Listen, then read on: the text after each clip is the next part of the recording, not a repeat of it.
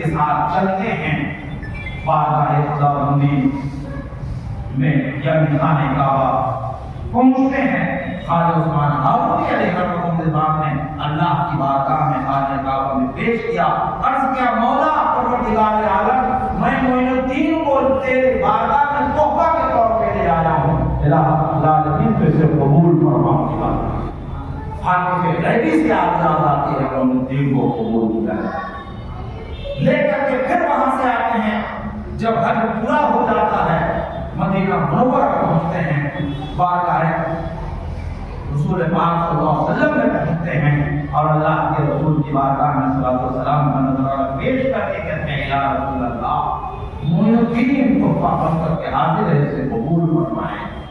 اللہ کے رسول کی بارگاہ سے قبولیت کی آواز آتی ہے اور پھر وہیں سے آپ کو یہ بشارت ملتی ہے کہ اب یہاں سے آپ کو نکلنا ہے اور نکل کر کے کیا کرتے ہیں دلی کے راستے کیا کرتے ہیں کہ وہ جانا ہے اور ہندوستان کی طرف سفر کرنا ہے، اجمیر کی دھرتی پر آپ کو جانا ہے۔ یہی وجہ ہے کہ حضرت خواجہ غریب نواز کا ایک لقب جو ہے وہ ہے عطائے رسول،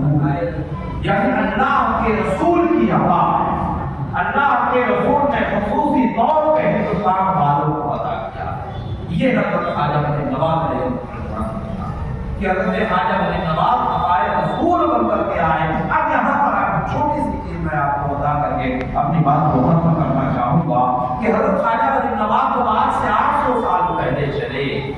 آپ سوچیں یہاں سے عراق کا سفر یا سنجد کا سفر سینکڑوں میل کی دوری ہوتی ہے، کوئی 100-200 کئی ہزار کلومیٹر چلا جائے گا۔ دبئی بھی اگر آپ لیں گے تو 1.5 گھنٹے کا تو وقت کا فرق پڑ ہی جاتا ہے سورج کے اعتبار سے۔ اس زمانے میں ندی ہے، نالا ہے، پانی ہے، برسات ہے، کھانے کی ضرورت ہے، جانوروں کا ڈر ہے، شیر ہے، بھالو ہے، چیتا ہے، پہاڑ ہے، نہ معلوم کتنی چیزیں، کتنی مشکلات، کتنے مراحل ہوگے، لیکن اللہ کا ولی صرف اکیلا نہیں نکلا ہے، اپنے مریدین کو لے کر نکلا۔ کچھ آدمیوں کے ساتھ چلے، آخر سوچے کہ کس چیز پہ بھروسہ تھا۔ کھانا کو چلیے تصور کر لے گا آدمی، جنگل سے کچھ پھل لے لے گا، کچھ کھا لے گا، کچھ کھا کر کے زندگی گزار لے گا۔ پانی کہاں ملے گا، سانپ سے کیسے بچے گا، بچھو سے کیسے بچے گا، سانپ کا ڈر ہے، بچھو کا ڈر ہے، شیر کا ڈر ہے، مطلب اس وقت جنگل ہی جنگل ہے، گھنے جنگلات، پار کیسے کریں گے، لیکن سب کچھ تھا کس حکمت کی بنیاد پہ چلے تھے، وہ روحانی پاور تھا، وہ اللہ پہ کامل بھروسہ تھا کہ پروردگار عالمی ہماری حفاظت بھی کرنے والا ہے، جانوروں سے بھی بچانے والا وہی ہے، خوراک بھی دینے والا وہی ہے، سب کچھ عطا کرنے والا وہی ہے، اور ڈرنا ہے تو صرف خدا سے ڈرنا ہے، خدا کے علاوہ کسی چیز سے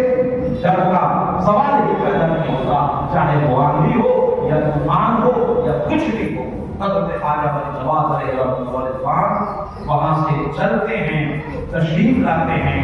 دہلی میں رہتے ہیں، دہلی سے چلتے ہوئے اجمیر کی دھرتی پر آتے ہیں، اور اجمیر کی دھرتی سے آپ یہ سمجھ لیے جو کفرستان تھا کون سی چیز تھی؟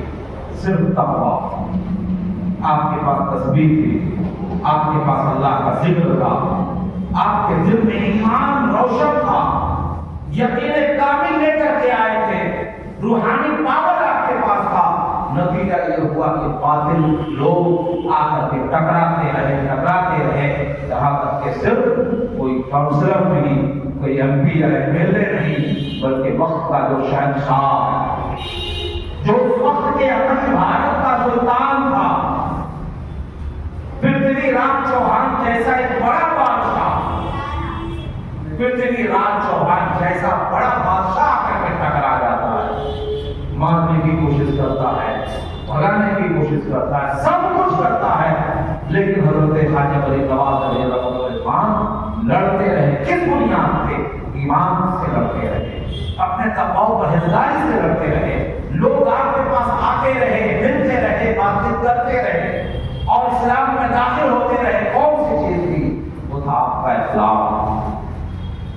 وہ تھا آپ کا ایمانی قوت، اور وہ تھا آپ کا روحانی پاور کہ وقت کا خواہشات کی رات کو دیر نہیں کر سکتا ہے. یہی وجہ ہے کہ آج ضرورت ہے ہماری اولاد کی کہ ہم اپنے ایمان کو بہتر سے بہتر بھی بنائیں اور پختہ سے پختہ بنائیں. جتنا ایمان آپ کا مضبوط ہوگا اتنا ہی اللہ تعالیٰ سے آپ کا رشتہ قریب ہوگا. جتنے آپ متقی رہیں گے، جتنے آپ پرہیزگار رہیں گے، متقی رہنے کا مطلب یہ ہے کہ جتنے آپ عبادات کے پابند ہوں گے، سنتوں کے پابند ہوں گے، فرائض کے پابند ہوں گے، نوافل کے پابند ہوں گے، صدقہ و خیرات کے پابند ہوں گے، اچھے اخلاق کے پابند ہوں گے، جتنی آپ کے اندر چھانٹیاں آتی چلی جائیں گی، آپ کے دل کی سیاہی جو ہے ختم ہوتی چلی جائے گی اور آپ کا دل جو ہے منور اور روشن ہوتا جائے گا. اللہ تبارک و تعالیٰ کا شکر و احسان ہے کہ پروردگار عالم نے ہمیں اور آپ کو جو ہے ایمان کی دولت سے مالا مال فرمایا ہے اور بزرگوں کے نظروں میں اور ان کے سائے طرف میں رہنے والا بنایا ہے. اس لیے ضروری ہے کہ ہم اور آپ اپنے ایمان کو پختہ کریں اور اللہ سے رشتہ ہمارا جو جڑے گا وہ صرف ایک چیز ہے. کوئی علم کی بنیاد پہ اللہ تک نہیں پہنچ سکتا ہے، کوئی مال دولت کی بنیاد سے نہیں پہنچ سکتا ہے، کوئی اپنے غرور کی بنیاد پہ نہیں پہنچ سکتا ہے، کوئی بہت زیادہ دکھاوا کر کے بھی نہیں پہنچ سکتا ہے. اللہ کی بارگاہ میں جسے پہنچنا ہے اور اللہ نے فرما دیا ان اکرمکم عند اللہ اتقاکم، بے شک تم میں کا سب سے زیادہ شریف اللہ کے نزدیک وہی ہے جو تم میں کا متقی ہے، جو تم میں کا پرہیزگار ہے، جو تم میں کا نیک ہے، جو تم میں کا نمازی ہے، جو تم میں اچھا اخلاق کو پیش کرنے والا ہے، جو تم میں سے سچا ہے، جو جھوٹ سے بچنے والا ہے، حرام سے بچنے والا ہے، ناجائز سے بچنے والا ہے، مکروہات سے بچنے والا ہے، وہی کامیاب و کامیاب ہوگا. اللہ تبارک و تعالیٰ قرآن مجید کے فضل و کرم سے مالا مال فرمائے. وآخر دعوانا الحمدللہ رب العالمین. کھڑے ہو جائیں.